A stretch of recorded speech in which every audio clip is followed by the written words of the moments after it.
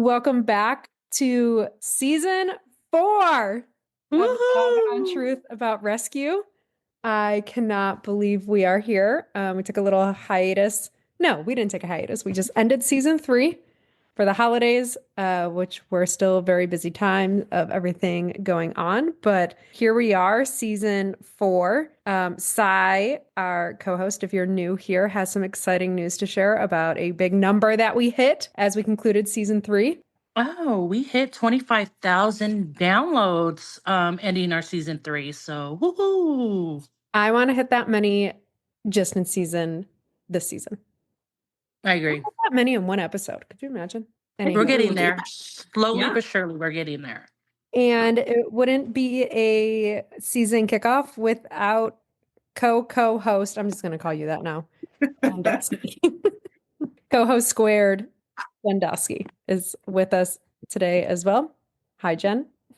I am grateful for you guys doing this and inviting me, and it's just an amazing opportunity to share. I know that I say this all the time, but you guys had no idea how to run a podcast 4 years ago, and you jumped into the deep end, and now look at where we are with touching so many lives that wouldn't have the opportunity to get to know us. We're a rescue that's 100% transparent, and we want people to know who we are, what we do behind the scenes, as well as not just on social media. So this is an incredible outlet to get to know new people in a way just of conversations. And if there ever is a topic, email us, write to us.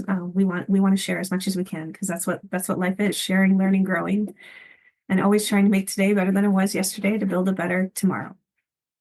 Beautiful. You know what I think our goal should be for this season? I want to be the New Heights version of Rescue Podcasts. I love that. Do you know what New Heights are? Yeah. Okay, good. Just making sure. Or better yet, Kylie Kelsey's, because she's even number 1. She's empowering. Kylie Kelsey. Yeah. Cast of Rescue. I think we can do it. And like how she does it on Instagram of like the split face, and like I know they have like a ton of interns and people that work for them that do it, but we can figure it out. Everything is figure outable. So yeah. Except TikTok is TBD. Oh yeah, that might be gone. But we'll go with the flow. That's what we do. Find us on the IG, maybe YouTube. Right now, where do you want to start? I think the last time it was before the gala. It was. You know what? How about we start with some 2024 stats for those that, because I got that in front of me. I thought it'd be a good thing to share. In 2024, guys, we've been open 6.5 years. If you're new to our rescue, it's so funny. I was just sitting the other day thinking, Sai and Sheila actually were on this farm when it was an old horse barn, when literally it was just a dream, and I had just moved here. And it didn't look anything like our little red barn right now. It literally looked like horses would be there, open stalls kind of thing. And so you guys saw it. You guys saw it when it was, gosh, what am I looking for? When it was just in fantasy, essentially, when it was a spark of imagination, where we were just kind of seeing things the way that nobody else saw it, where a shelter is a home, where people want to come, where you leave feeling good about donating your time and volunteering, and not going home feeling sick about the dogs or cats that you can't always take with you. And to know that we had a dream, and we were all from different backgrounds. None of us were really connected. If you think about that, we're all from all over the country too. And to know that even just from that, to be here now, it's actually 7.5 years later, because that was when it was 2017 when we were building the barn together. To know that we're in different countries, we're all over the world, and we are sharing our mission of love. Like, how profoundly moving is that, to know that just in some small way we have touched so many lives, to say, hey, if they can do it, we can do it. And it really is just about treating every soul with love, and that goes to the animals, and that goes to each other. So we are a rescue that invests in people, that invests in lives, that goes all in on faith, and says, when we don't know how, just like this podcast, we're willing to learn, we're willing to try, we're willing to fail, and we're willing to keep going and never give up until we figure it out. So just starting off 2024, blah blah 2025 with so much gratitude for the willingness to fail. So many people don't do things because they are afraid of that, and failure is one of the most beautiful lessons God can ever give us. And to be open to change and to be open to challenging the way things are, the status quo, the it's always been this way, you can't do it any other way. And that is so hard in rescue because everybody has this one track mindset. This is how you do it. This is the way it's been. And the story of Osawatomie, you guys, I know I wanted to start with stats, but then my mind goes all over the place. We are about to finish the renovations in Osawatomie. We have a bathroom in there now. This was a true 100% kill shelter. Not open to the public, not one single window. When a dog or cat went there, they never left, never. And so the past of Osawatomie is so tragic. But then you look at where we are today to where 5.5 years later, not one single animal has died for space. The new building is now renovated. There's a bathroom, there's windows, there's a cat room, the floors. It's truly sustainable. We're doing our final walkthrough on Tuesday. You know, miracles only happen if you have the courage to try. And you have the faith and you have the relentless willpower to never give up, because nothing in life that is ever worth doing is going to be easy. And that's what I love about the people at Always and Furever. We don't do easy. We do right. We go all in on what we believe in, and we let God guide us in the direction we're meant to be. We never thought we would be here. I mean, I didn't. Just thinking about the Little Red Barn, we started as an old dog sanctuary, and now it's every dog, every cat we can possibly save. Pretty sure there's a couple miniature horses and goats coming our way too.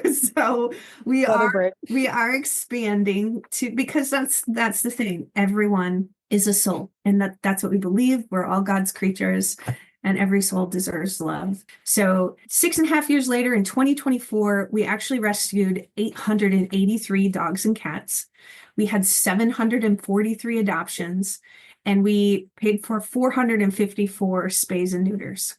So just thinking about that number alone, from being a little red barn that had max capacity of 19 with 2 or 3 volunteers, and it started with somebody who moved out here, totally introvert, doesn't know how to talk to people, backward, like anxiety, and to build, we're a community, we're a family, we are friends, we drop everything in the middle of the night to pick up a puppy for a foster who threw her back out, to jump on 24/7 med calls and put all these lives ahead of our own, to know that what we're doing truly is making a difference. So I cannot say thank you enough to every person that believes in the stream, that supports the stream, that gives their life for the stream to keep going. And that's the thing. Dreams really do come true. It's just what you're willing to put into it. So starting with a thank you. That's where we're at. There's so much to be grateful for. And our Oz shelter will be done. We're doing our final walkthrough next week. So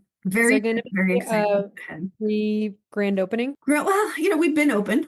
So grand opening. Grand opening, yes, in the spring. We do have open houses there every Saturday too.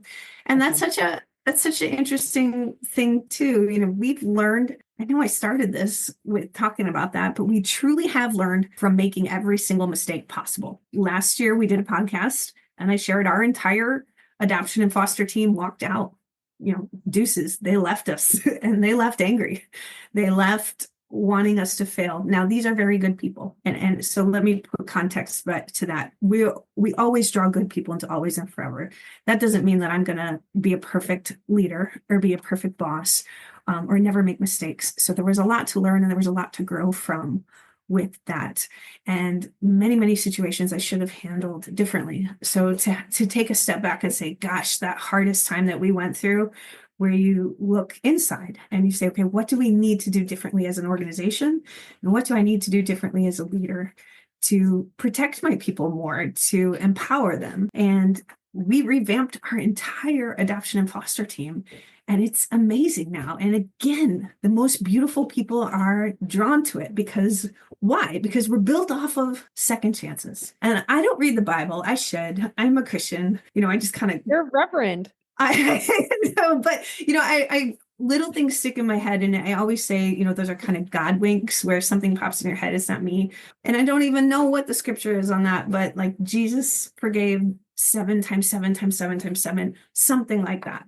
So who am I to say you only get a 1 second chance or you only get one third chance? And it was so funny. I was on a call with Sue George the other day, and at the exact same time, we were talking about second chances, and literally at the exact same time, she goes, well, you always give 9,000 chances. And I said, I always give 18,000 chances. And out of all the numbers in the world we both could have picked, she literally picked 9,000 and I picked 18,000, which was double it. So I feel very, very proud of Sue that she went from like 7 second chances to 9,000. But it's just so funny how you get to know each other and you just know that we're here to be human. You know, we can never be anything more than human. So we're going to make mistakes, and forgiving each other for being human.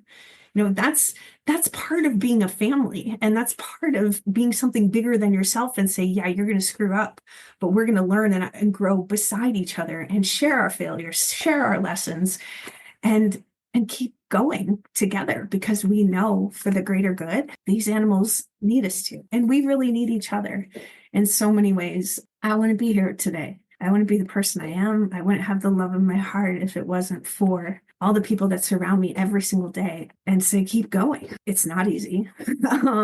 It's never going to be easy. The amount of extreme medical just in January that we have taken on is astounding. I think that we're at probably $45,000 in extraordinary medical expenses. Now, that's not spay and neuters, that's not heartworm treatments, that's not preventatives. This is MRIs, CT scans, mastectomies, C-sections.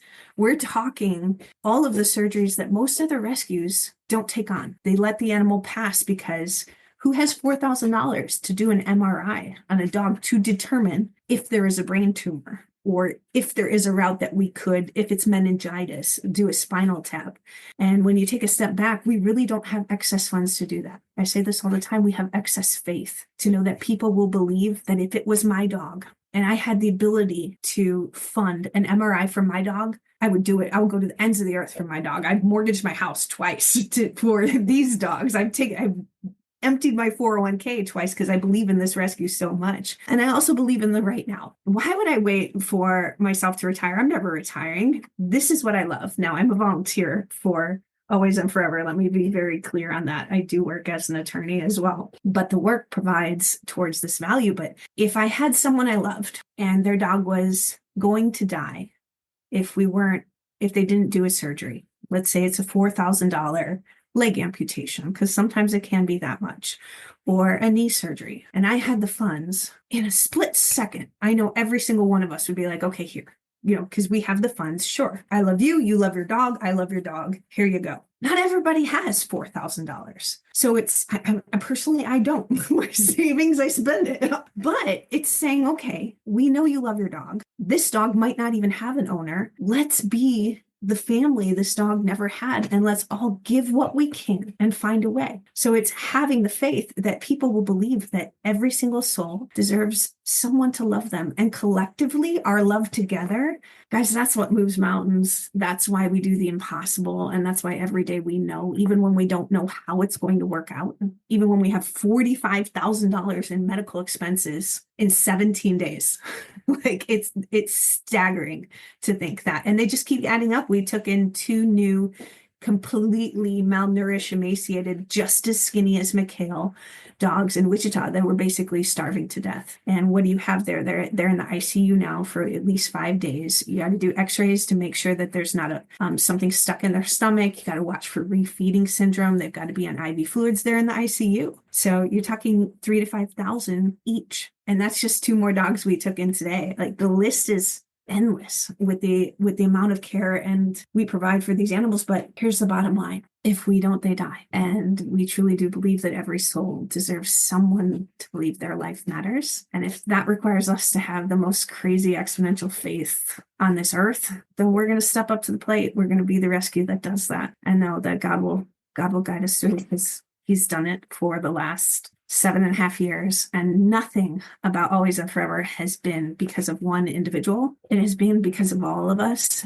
and because we're working towards a higher purpose. And that I know in my soul. So I know we put a time cap on this podcast, but guys, it's so easy to share because there's so much love in this organization. And I wish with all my heart to anyone that has supported us or followed us in any types of social media, I hope that one day you can step into one of our locations and just feel the magic, because what our staff does, what our medical team, what our volunteers do, what our fosters do, the love is contagious. I like to call us a virus. Like, we get in people's skin and it's really hard to get rid of us. Because we just Don't say that. It is. I've said it in the call and they're like, that's terrible. You can't do it. But that's what we are, because good luck getting us out of your blood. Good luck. Even if we've made mistakes, we do such. And by we, it's everyone else. They give so much love. You just can't help but feel that. And what a great virus to have. Like, bring it on. Get me sick. I don't get sick. Oh, we got a talker behind me. Even they don't agree with it. Okay. Wait, that's so funny.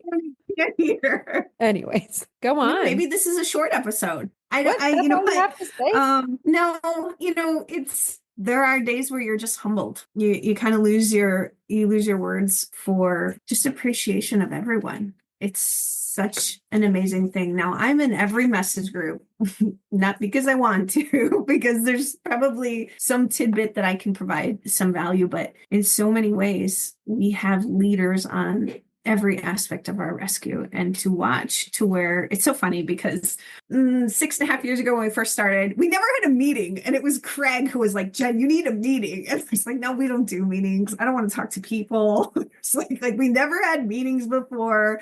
And we really truly shifted from like, hey, we're just doing this mom and pop thing to, hold on, this is real. Like, we are having a profound impact where now we have a full board and quarterly board meetings. We are audited, and we've got every single team has a meeting. We have, I think, we have 45 staff members, 45 members on staff, and a lot of different rescues don't do that. We lost a lot of volunteers when we shifted from, apologies, let me switch that. We lost a lot of supporters when we switched from volunteers to team members. And why? Because they want 100% of their funds to go to the animals. Well, here's what I'll tell you. 100% of your funds still go to the animals because you're investing in the people who are giving their lives to care for them, to love them. You would not get the type of care that you get if you pay someone that you value minimum wage. And why would we ever want our people to go home and to have to suffer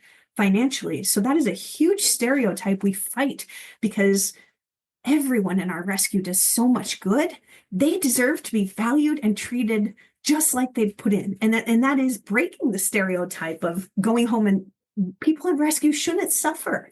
Like, that's why we incorporate the fun, we incorporate the love, and we've got to have a podcast where Shelby and Miranda come and talk all about the fun events, because there has to be a balance. This is our one life. And if we're just going to focus on the doom and gloom and everything that we have failed to do, all the animals that have died, everyone that we were not able to save, we will die inside. We will die inside every day and miss all of the joy of 883 rescues that we took in last year. And we will miss the joy that's around us.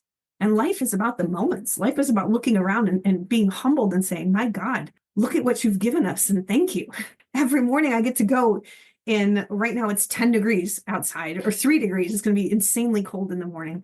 And I get to freeze my fingers trying to record a video of all the dogs that I've grown. And then I do a live with all the videos so people can see the dogs in the environment. What a blessing. I'm out there at 4:30 in the morning every day, and I have 2 legs to walk out in the cold. I have fingers to hold the phone. I have eyes to see these dogs. I have ears to hear. And there is nothing on my worst possible day, and I've had them, that can ever keep me as low as I've been in my life before, when I had lost hope, that these animals don't give me, because they live every moment and right now. And what a beautiful reminder that this is what we have, this moment right now. I can't change anything around me. I can't change yesterday. I can't even change tomorrow. But I can make today the best that I can, so that some way, somehow, tomorrow will be a little bit better. And that's who we are. That's what we do. And that's why so many good people are drawn to be a part of us. You don't have to have a rescue background. I think 90% of us didn't. We all bring different strengths to it. And I do listen to a ton of podcasts on leadership and on growth because it is about mindset. It is about learning. And in a lot of ways, people look to their leader to say, hey, what's going on in this organization? And that's why I'm on the lives. That's why I want people to get to know me. That's why no question is off the table, because many people assume that rescues and shelters are good. I'm one that used to do that too, but not every shelter is good. Not every rescue is good. And not every kill shelter has bad people in it too. Ask the questions, get to know people behind the scenes in good times and in bad times. I know we've talked a lot about Wichita too. I won't repeat that. Nothing has changed there, but we never stop praying for that. And we never stop giving up hope and finding a way. So with Always and Forever, with our future, Osawatomie Shelter is just about done. So amazing things ahead with that. We are helping Miami County now. We are helping Gardner. And the great part about that is, the stray animals that come in, we just, when they come in, we move them out. We've got more fosters coming in. We've got more adopters. I know I said this all the time, good attracts good. And there's just so many good people that are coming in that we are so grateful for in every aspect. I've been talking. What questions you got, guys? I just always think it's so funny when you're like, I never wanted to talk to anybody. I didn't want to have meetings. And then you just talked for, what is that, the timer, 20 minutes straight. Oh my gosh, I did. Well, when you love something, it's easy to talk about it. That's the bottom line. If you had me talk about anything else, I would be awkwardly staring at the wall in a corner, like totally ridiculous. You've seen me. I can't go to a bar or I can't be anywhere like normal people do things and talk. You put a dog there and I will talk to the dog. That's what I do. I know what else we can talk about. The tiny homes at KCMO. That's been announced, right? Okay. So I'm glad you brought that up. Really, really exciting things ahead. So yeah, we were thinking all in on the tiny homes. That's what we can do, right? TK and Copper had an amazing tiny home built and we got to get on our property. Yeah. So what did we do? We had the survey done on our new KCMO property. And what of course happens where we want to put our tiny homes? Totally not possible. Love that about our lovely little zoning laws and FEMA and flood zones and all things I wish I could just throw out the window. So Judy, as we're on a board call, and God bless Rob, our contractor, because anytime I get on a call and he tells me no, I say, well, why? And then let's just, walk me through something else to get us from your no to my yes. So I am that person that literally never stops asking questions until we do zigzags all over the way. But so what happened, if you guys think of the layout of KCMO and where you walk in, and it's not an event center, but the big room when you walk in. Now there is a warehouse to the right, a beautiful big warehouse, huge, tall, high ceilings. Judy's like, well, why don't we just move the tiny homes inside since the building's already up and we make it a village. So what we're going to do, we're going to have sanctuary suites. So we're going to put the tiny homes inside. We're going to have an inside sanctuary suites village to where the walls are already up. We don't have to build outside of the buildings that we've already built. And it's just going to be this amazing kind of little like wraparound village where they're going to have the same size tiny homes just within there. And it's going to be the most amazing thing ever. And it's actually going to be permitted to do that. So it's so funny because when we hit a roadblock, we just all start brainstorming and I love when the ideas don't come from me because a lot of them, actually, Judy was the one who thought of TK's tiny home too. She brought it up and I was like, well, why didn't you bring that up sooner? And to build it on our land. So it's just amazing when you put people together. And this was a board call with Rob and you're getting the bad news, you're getting the no. And I don't really accept no as an answer. I don't know if you guys know that. No is just, a roundabout way to get to your yes. You never know how to get there, but will you get there? That's why I said Rob is a saint. But now we're going to do these sanctuary suites. It's going to be a little tiny home village inside that warehouse there. And it's going to be amazing. And the goal is to have them done by August. Now, will we hit that? Who knows? Those are goals. We're limited by the county and getting building permits and so forth. But steps are being taken. And I think that's an amazing thing. I will also share that we have started our biweekly meetings for St. Francis Homestead Hospital East. Wow. And that is my passion. And that is my purpose for this year, where I want to open a vet center on our homestead, to where ultimately it will be run by St. Jude, to be donation based, and kind of like what I talked about before. Let's say there's a loving owner, and this is what sparked it. We had a cat named Wasabi, and he had been in a foster for 2 days and totally acting fine, maybe a year and a half old. And it was a Saturday afternoon, and we did a med call. Beth, our amazing cat coordinator, called, and she said, Wasabi's sick. We've got to get him to Blue Pearl. We went to our regular vet, and our regular vet said, something more is going on. You've got to go to the emergency vet. Of course, Saturday, 4 o'clock, none of the surgeons or any of the specialists are there. So we go there, and they're like $4,000. Now, this cat was fine on Friday. $4,000 just for supportive care for one night, to bring in I don't even know if it was the oncologist, it was the specialized vet, it was to do all these different tests, because it was after 4 p.m. too. So people were coming in. Name a person, just like I said, who has $4,000 sitting in their bank account for a 1.5-year-old cat. Now, what happens? Most people let them go, because that's just not a possibility, or many people don't even take them in and they suffer and die at home. So my goal is, on top of our veterinary center for all of our animals in our rescue care, is to, well, number one, we have to learn more, but number two, have it be an emergency-based referral system, just like St. Jude, to help the animals with loving owners in emergencies that otherwise wouldn't be able to get that care. Because what you see, and this is another really great example, we had a dog, not our dog, we actually had a vet reach out to us. An emergency vet called us, and they said, they call our med team, and then our med team chats with our intake team, and then it comes to me, and they said, there is a dog that is in labor. She had 2 puppies that died at home.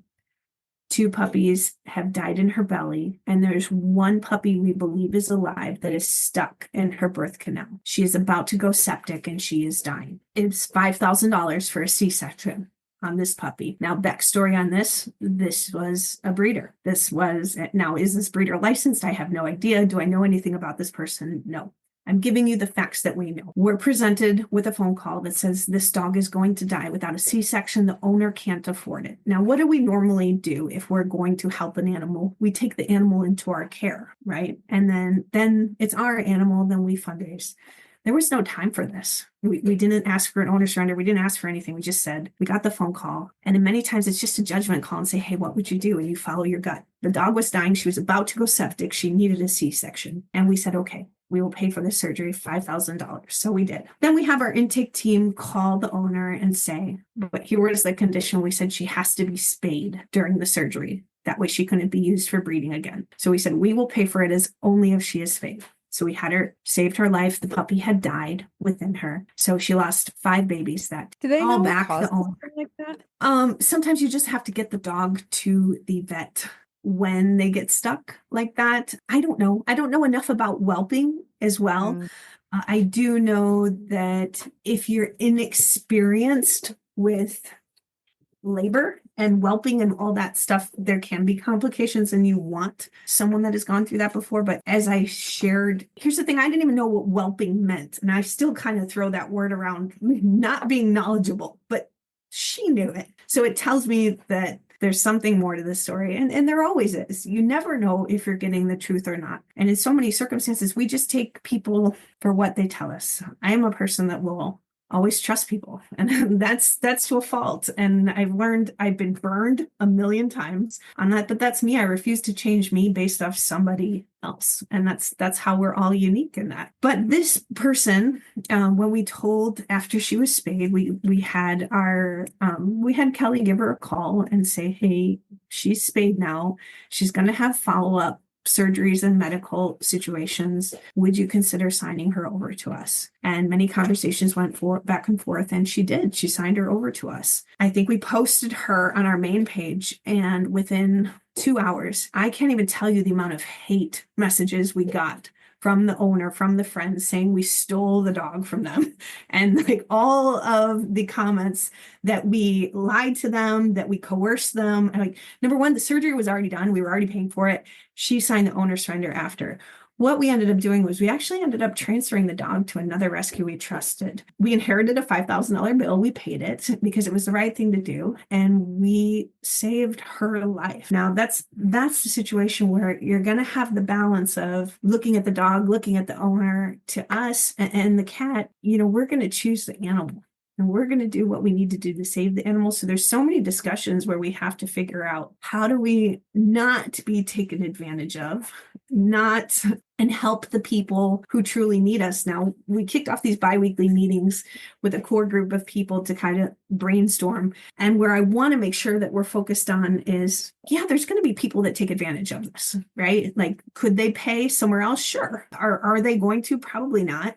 But if we're helping someone, it doesn't mean that we're not helping someone else. And having it a mindset where when you put good out, good's going to come back. And we're not going to have all the kinks figured out. But what we need to do right now is we need to get started. Like, we need to get licensed. We need to get with the DEA, with OSHA, with the pharmacy stuff, with all these things I know nothing about. I'm going to jump in and learn the laws and regulations on that. And then what I want to do is hire 2 vets. And I want to have 2 vets on staff. And I don't know if you guys know this, but veterinarians are one of the highest suicide rates of professions. Now take a moment and think about that. Think about someone that gives their lives to save animals. And because of their work environment, they are taking their own life. And that is just beyond tragic, to have someone that loves animals so much that they go to veterinarian school to take their own life because they feel like they aren't doing enough. Now that's prominent in rescue too.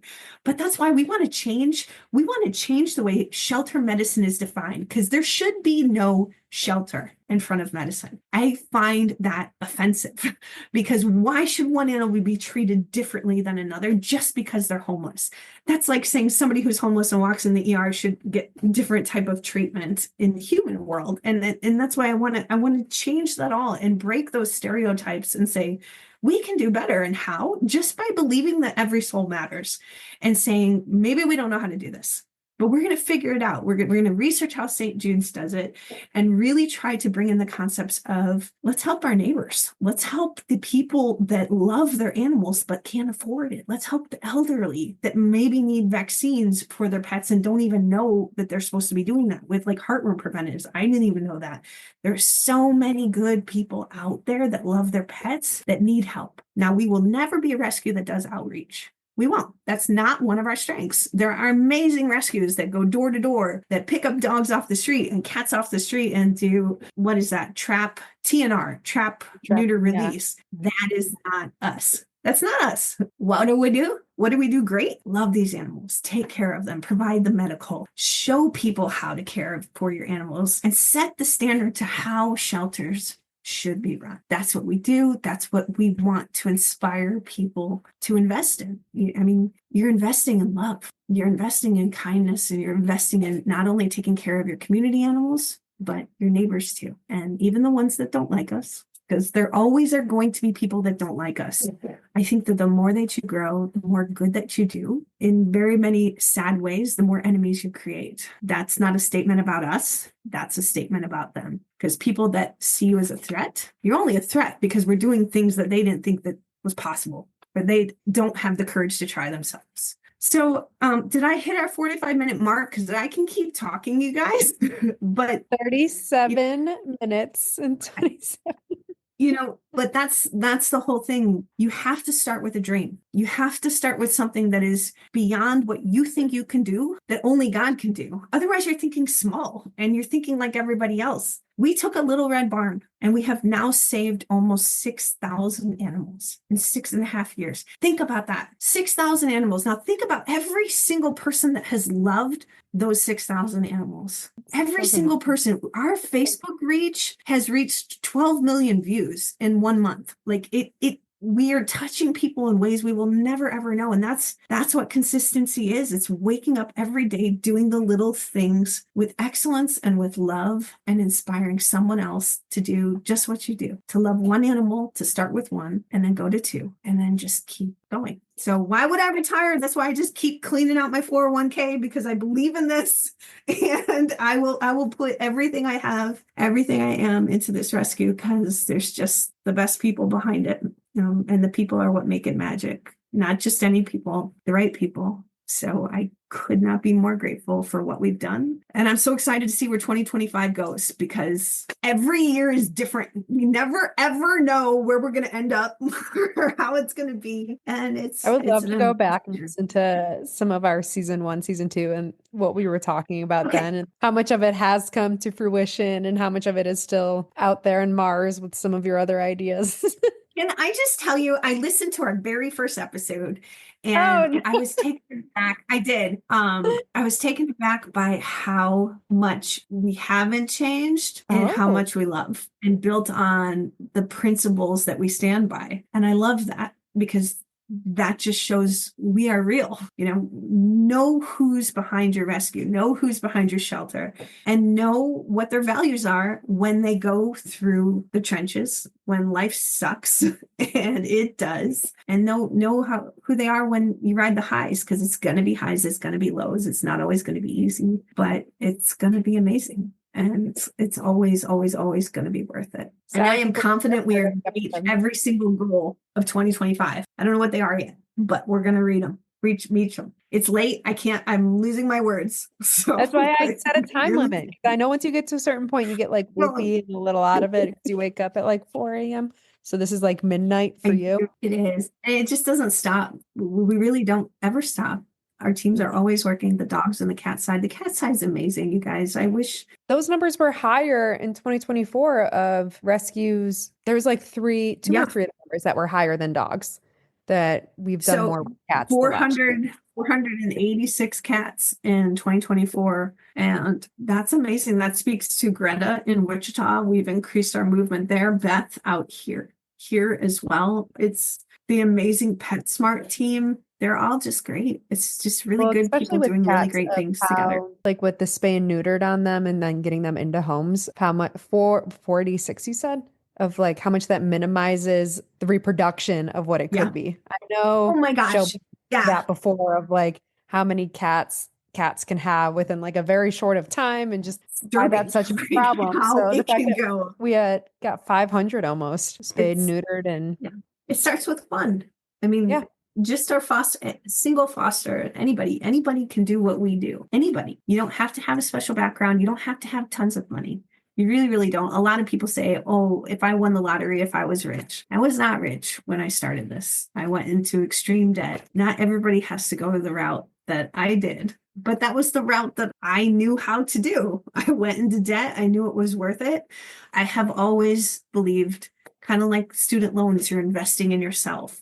If you're investing in something you believe in, you can't go wrong. You just can't. Not when you lead with love. Hit it, Sy. No, I just felt like I'm just left church with Jen preaching. Always. I love these episodes because it's going to be so I easy. Do.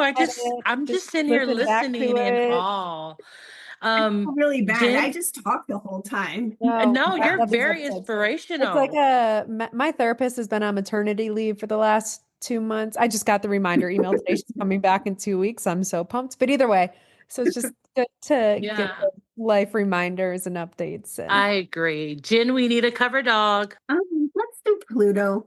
Pluto is such a sweetheart. The story behind him, he's one that has bounced around a few barns to us. He was adopted at 6 months old. We saved him from Wichita Animal Shelter. He had parvo and he was dying, without being treated for that. We thought we found him his Furever family. And about 2 years of him being with them, they returned him and said he was dog aggressive. Now they had 5 other dogs in their home. Not every home is meant to have that big of a pack. And you also have to know how to lead a pack that big, with boundaries, with rules, expectations. So no judgment on that. Sometimes, it just doesn't work out. We get it. So he came back into our care. Guys, it's been almost 3 years now. He was at KCMO for a while. We sent him to board and train. We moved him to our little red barn. He's in a pack of 14 dogs now. He's doing great, but he deserves a home. Now he is a big, beautiful, muscular pit bull. 76 beautiful tan pounds. guy. Yeah, big dude. Maddox is 78, so he's just as big as Maddox. And he's just a lovable oaf. I don't know any other way to say it, but he was adopted again and returned. Now, there was a fight with another dog in his second adopter home, and a child tried to break it up. So he has a bite history. So it's important to know that too. So would we place him with a child? No.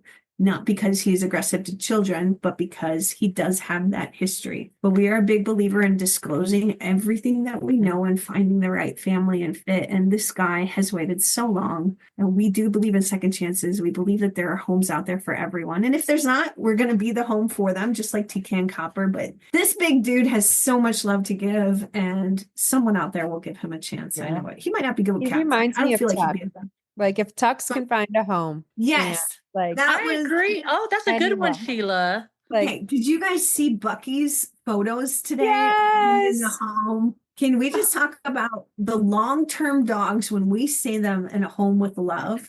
You can't help but stop and just It makes me feel so happy. awe. Now we need, I know Edison's been one of our dogs before, but I just think that he has still been there. How long ago? It was like 3 years ago we started at Little Gray Barn. 3 years, 3 years in March. he will Yeah, have been. and he was there, and just to see his face getting more gray. I know he's That's so the loved hardest and cared part. for there, and he is a very special dog, but it just seeing his face get gray makes me so sad.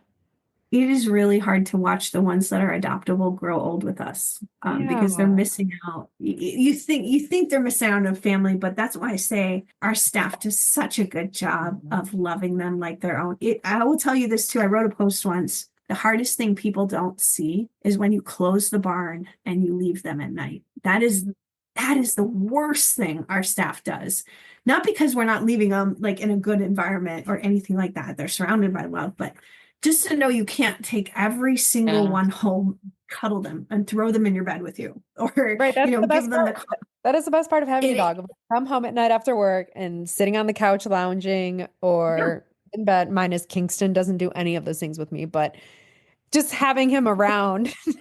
it's their Pretty nice presence. time. It is, yeah. And So I think in the morning was hard when we were there too. I think because you just want to get them all out at the same time. And they're just anxiously waiting. Well, they get so excited to They get see you so when you turn on excited the to see you in the lights. morning, and you can only do one at Yeah. a time. And it's like, ah. But yeah, leaving well, anyways. Pluto will be our cover. that's But so funny. shout out to Edison. Yeah. And congratulations again to Tux and Bucky because it just makes my heart so happy. Well, Okay. we're at 47 I can minutes. keep going, so you should stop me. No, So- we have a part 2 coming up. So I thought of like 4 different things, so I will stop while Dear we were diary, write talking. them in your journal. you Okay. you get a part 2 for this episode. Yes, for our welcome Okay. back. We'll do it Okay. next week. Anytime. We'll do next week. Who's Part wrapping 2. this up? Which one of us Sai is wrapping up? Sai, it's Sai your has, job. Sai Okay. has the staple parts in the episodes. You and I just go back and forth, but Sai has very strict, or not even strict. That's not the right word. It's not strict. I just sit here and listen to you guys. No, but then you have your topics. Okay, let me know when I can You have your opening, cover, dog, and closing. ending. Hit it. As always, it's never too late for happily ever after. Woo! Music cue and okay.